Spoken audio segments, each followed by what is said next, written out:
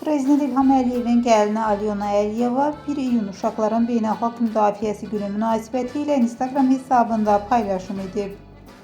Paylaşımda deyilir: Uşaqların Beynəlxalq Müdafiəsi Günü münasibətilə bütün balacaları ürəkdən təbrik edir, onlara sağlam, xoşbəxt və qayğısız bir ömür arzulayıram.